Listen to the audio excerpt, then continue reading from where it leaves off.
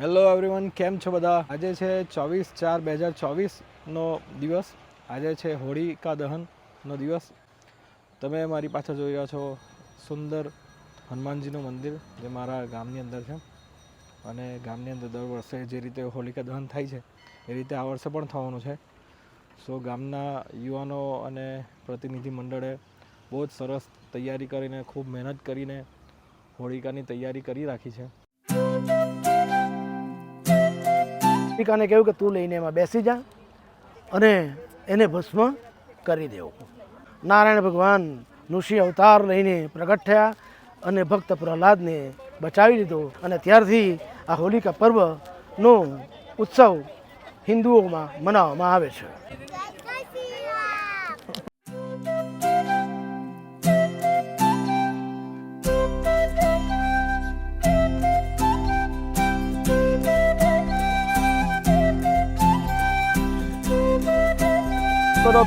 સ્મરે પુંડરીકાક્ષમ છબાયાંતર સુધીમ.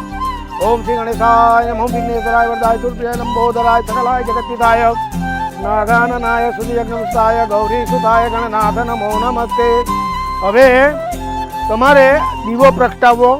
દીપ પ્રાગટ્ય શુભમ કરો તો કલ્યાણમ આરોગ્યમ ધન સંપદ. કંકુ ફૂલને ચોખા લેવા. આય નમઃ શિવ ભગવાન કી જય હો. માલ્યાદિની સુગંધીની સામે વધાઈ દેવું હોલિકા પર. અહીંયા સંકટનાથન ગણિત સ્તોત્રમ ગંધાક્ષત પુષ્પાણી સમર્પયામિ. ભક્ત પ્રહલાદ કી જય.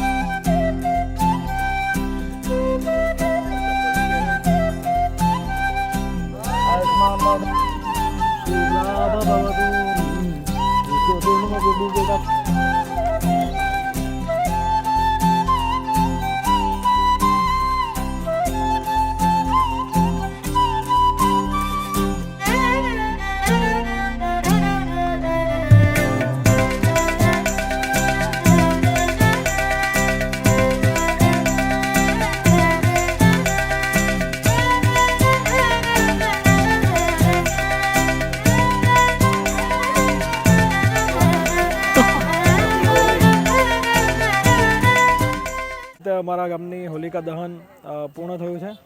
કમેન્ટ સેક્શનમાં જણાવો કે તમારા ગામમાં કે તમારા વિસ્તારમાં આ જ રીતે હોલિકા દહન થાય છે. કોઈ નવી રીત કે કોઈ નવા રિવાજ હોય તો કમેન્ટમાં જણાવશો. અને જો તમે આ ચેનલ પર નવા હો તો પ્લીઝ લાઇક કરજો, શેર કરજો અને સબસ્ક્રાઈબ જરૂરથી કરજો. Bye bye, take care, happy Holi everyone. મળીએ નેક્સ્ટ વ્લોગમાં.